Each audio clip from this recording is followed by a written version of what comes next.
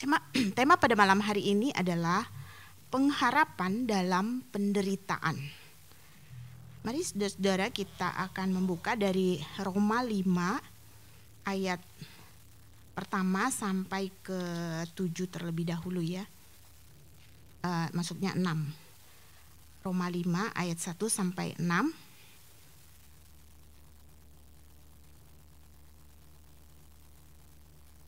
Hasil pembenaran. Ya, kita baca silih berganti ya saudara-saudara. Saya akan membaca terlebih dahulu. Sebab itu kita yang dibenarkan karena iman, kita hidup dalam damai sejahtera dengan Allah oleh karena Tuhan kita Yesus Kristus. Saudara-saudara.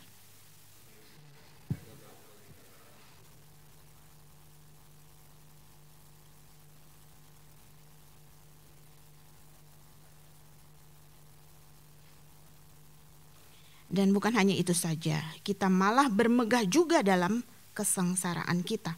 Karena kita tahu bahwa kesengsaraan itu menimbulkan ketekunan.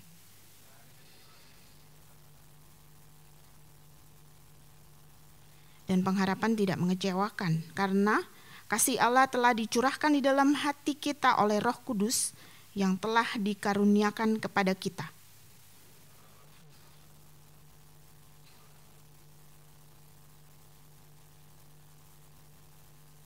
Sampai di situ dulu ya saudara. Saudara, setiap manusia memerlukan pengharapan saudara ya.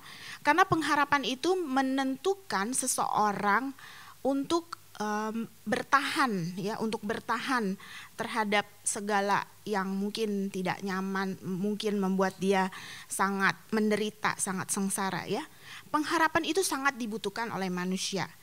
Sehingga mereka dapat terus berusaha melakukan segala sesuatu.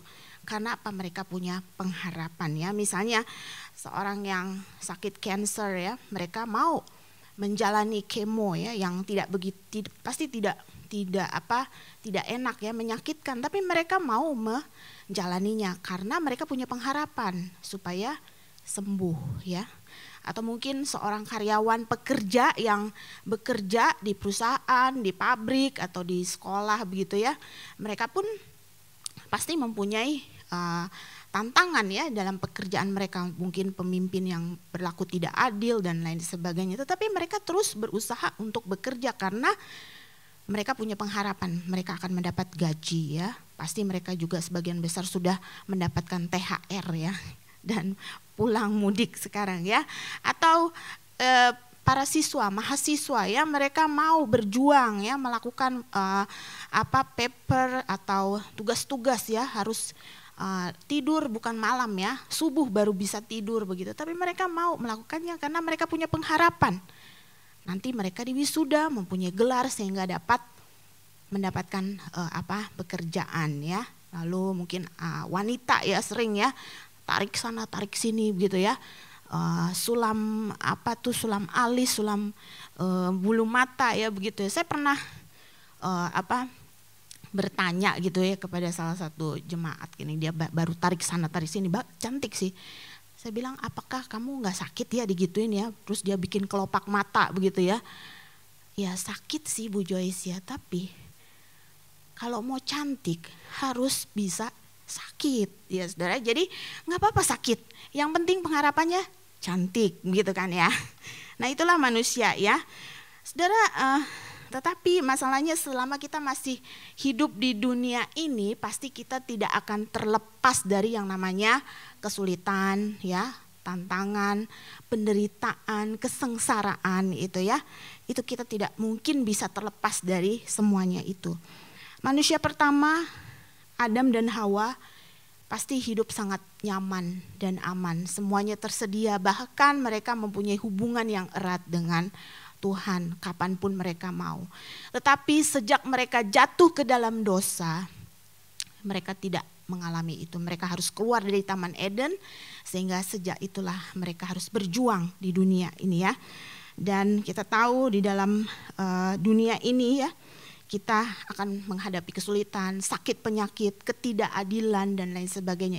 Itu semua adalah akibat dari dosa. Dan hubungan dengan Allah menjadi tidak harmonis lagi.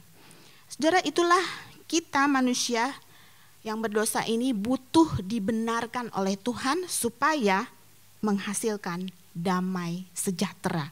Ya, di ayat pertama dikatakan sebab itu kita yang dibenarkan karena iman, kita hidup dalam damai sejahtera dengan Allah oleh karena Tuhan kita Yesus Kristus. Saudara, kita orang berdosa adalah musuh Allah sejak kita lahir. Jadi sejak kita brojol ya, keluar dari kandungan ya orang tua kita sudah menjadi orang yang berdosa. Padahal pada waktu itu kita juga belum bisa melakukan apa-apa, bukan ya? Kita masih bayi, tetapi kita sudah menjadi orang yang berdosa karena dosa turunan yang diperbuat oleh manusia pertama ya. Dan sehingga makhluk yang berdosa itu kita membutuhkan pembenaran yang menghasilkan damai sejahtera.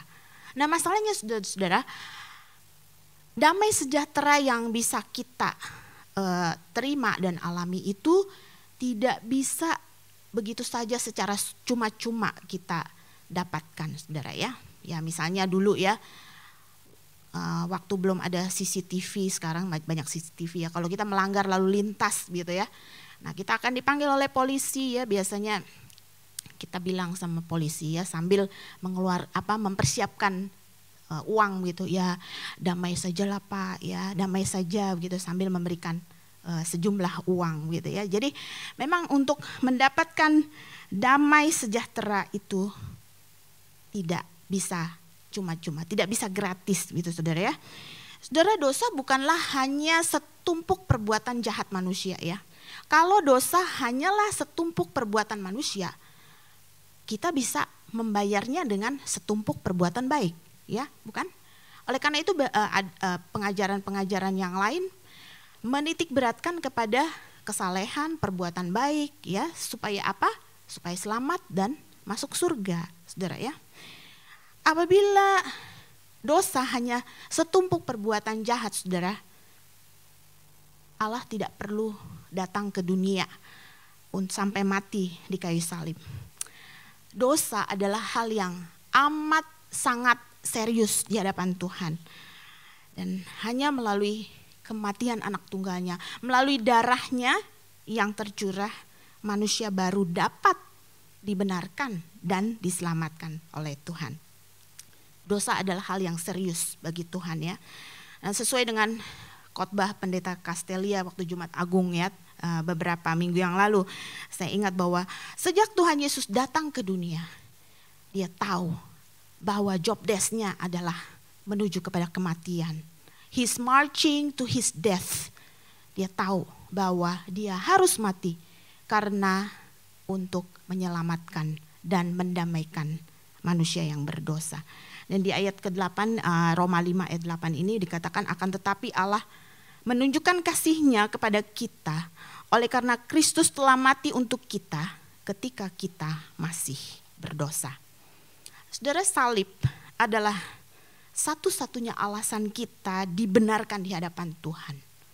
Tidak ada damai sejahtera tanpa salib. Damai sejahtera itu sudah ada, saudara. Kita hanya perlu menaruh iman kita kepada Tuhan. Damai sejahtera itu bukan sesuatu yang harus kita capai begitu ya, tetapi itu diberikan kepada kita. Kita hanya perlu menaruh iman kita kepada Tuhan Yesus. Tuhan membenarkan kita sehingga ada damai sejahtera.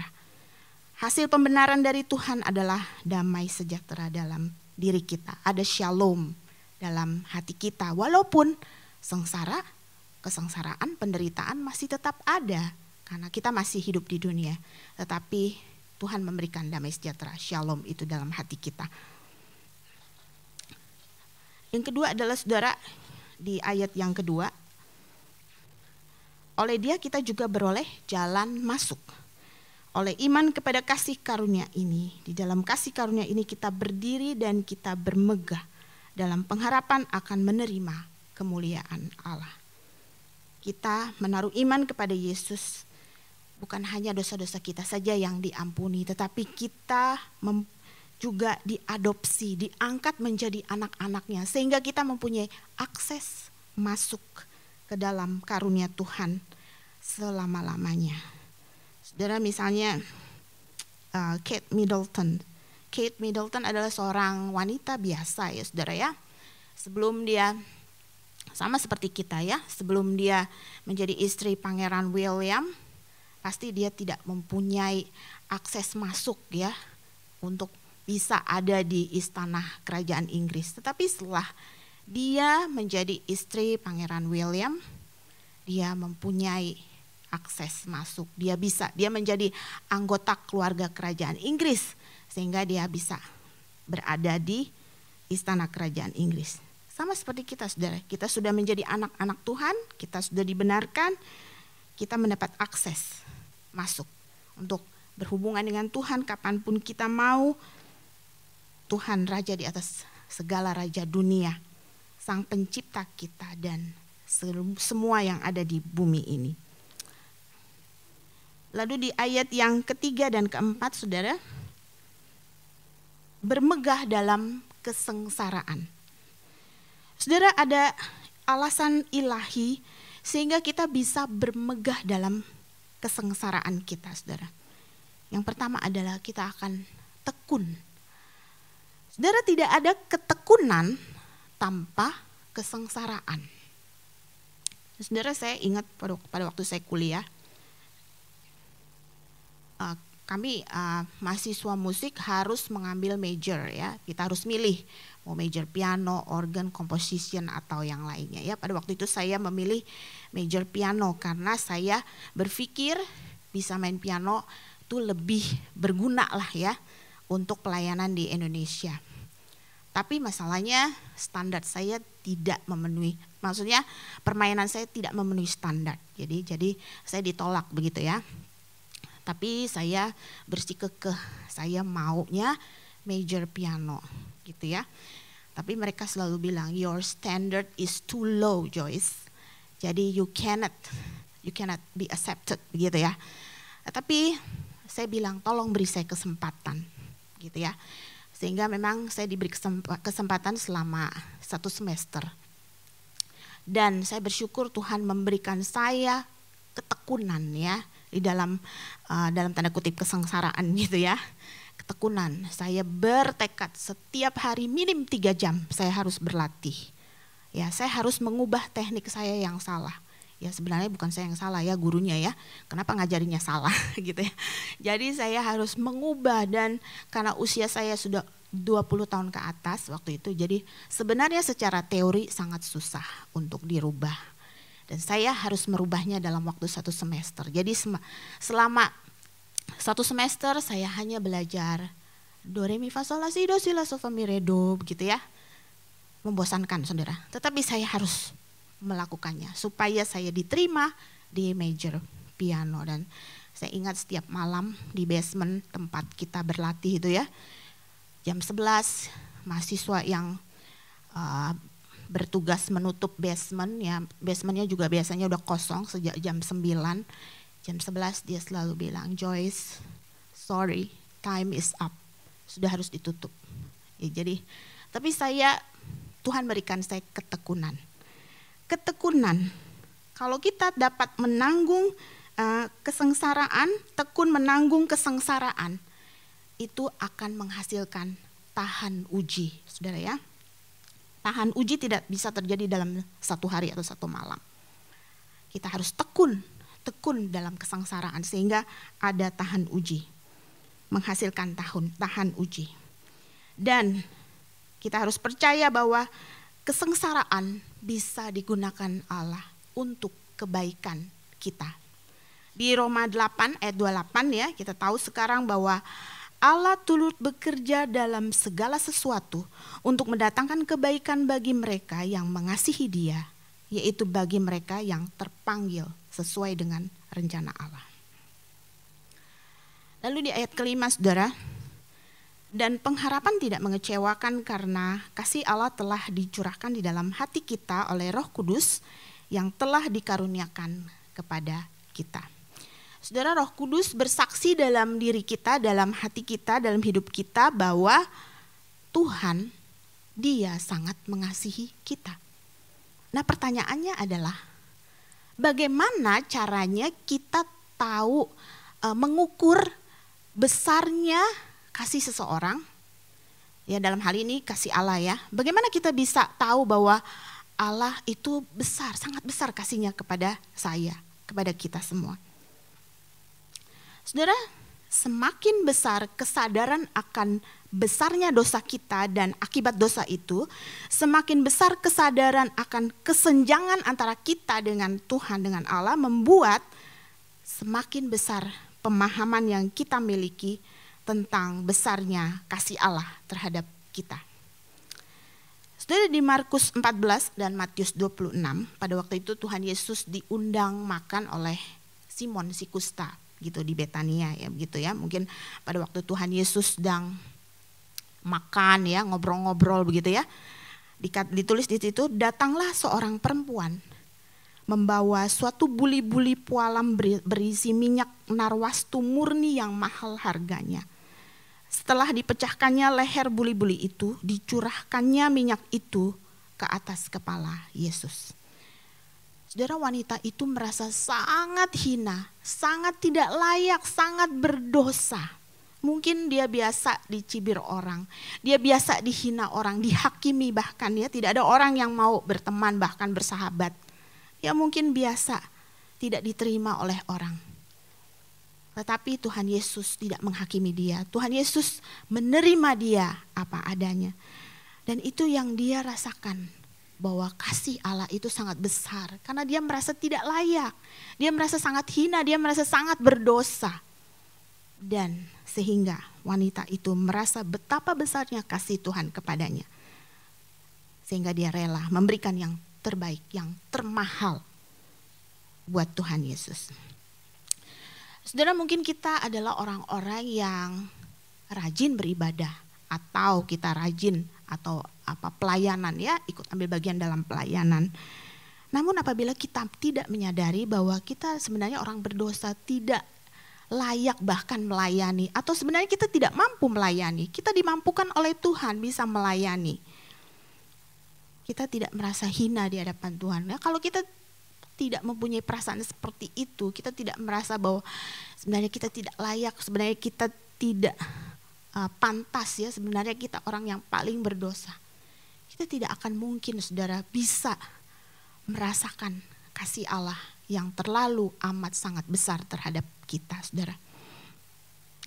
Saudara, kalau kita sering merasa mungkin ya keadaan kita baik-baik saja ya, kita tidak melakukan hal-hal yang tidak sesuai dengan firman Tuhan, mungkin ya kita merasa semua baik-baik, lancar, semua diberkati, usaha ya, pekerjaan, dan kita merasa biasa-biasa aja gitu ya. Ya Tuhan memberkati saya kok gitu ya. Sehingga kita tidak merasa bahwa kita adalah orang yang tidak layak di hadapan Tuhan. Nah, itu yang membuat kita tidak merasa bahwa betapa besarnya kasih Allah kepada kita, saudara. Saudara, Injil adalah Allah memberikan pemberian yang terbaik, yaitu Yesus Kristus. Membayar harga yang termahal, yaitu kematian di kayu salib. Untuk siapa? Untuk paling yang tidak layak, yaitu musuhnya kita, orang yang berdosa. Saudara, jika Allah mengambil inisiatif untuk mendamaikan kita dengan Dia, dengan mengorbankan Yesus, tentu pasti Dia tidak akan meninggalkan kita, karena Yesus bangkit dari kematian dan Yesus pun juga memberikan Roh Kudus. Jika Allah sudah mengampuni kita pada waktu kita masih berdosa, betapa Dia akan menerima kita nanti pada hari penghakiman ketika sekarang kita sudah diangkat menjadi anak-anak-Nya. Jika Allah telah melakukan hal yang paling sukar dan paling mahal, paling sulit, Dia juga pasti akan melakukan hal yang mudah bagi kita yang dikasihinya.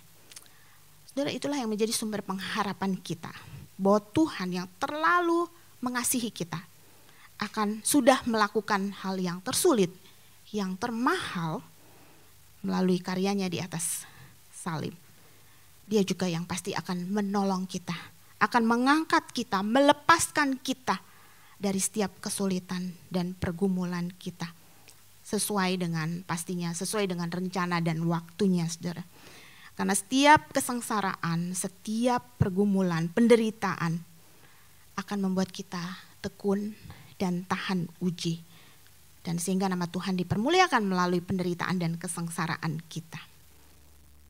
Kita harus bisa percaya bahwa Tuhan bisa memakai setiap kesulitan, kesengsaraan, penderitaan untuk kebaikan kita. Saudara, saya akan menutupnya dengan sebuah dongeng, saudara ya. Mungkin saudara pernah dengar juga dongeng ini ya. Satu hari angin barat dan angin timur bertemu gitu ya, bercakap-cakap gitu. Nah, mereka melihat seekor monyet sedang bergelantungan di tiang-tiang begitu ya. Lalu angin barat dan angin timur bilang, ayo siapa yang bisa menjatuhkan si monyet itu ya dari tiang-tiang itu. Lalu kemudian angin barat mulai bertiup dengan sangat kencang, gitu ya. Mungkin kayak badai begitu. Wah, sang monyet, angin makin kencang, dia makin berpegangan erat kepada tiang itu sehingga dia tidak jatuh ya. Nah, giliran angin timur. Angin timur tidak kencang ya, bertiup dengan kencang, tapi dia bertiup sepoi-sepoi, semilir-semilir begitu ya. Sehingga si monyet lama-lama ngantuk, tidur dan akhirnya jatuh. Nah, saudara, itu ilustrasi ya saudara ya, bahwa apabila kehidupan kita lancar-lancar saja ya, kita akan terlena begitu ya. Tetapi pada waktu kesengsaraan, penderitaan Tuhan izinkan terjadi dalam hidup kita, kita akan semakin kuat, kita akan semakin tekun, kita semakin tahan uji. Bahkan melalui kesengsaraan dan penderitaan itu nama Tuhan dipermuliakan. Biarlah Tuhan menolong kita semua. Mari kita berdoa.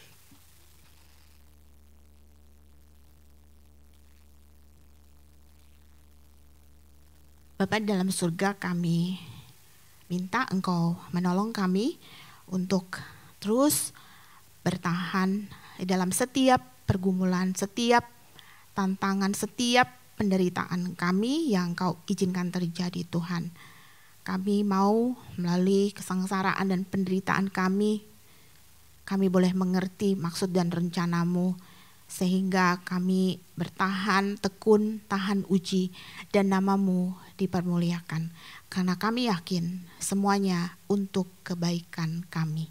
Terima kasih Tuhan, dalam nama Tuhan Yesus kami berdoa. Amin.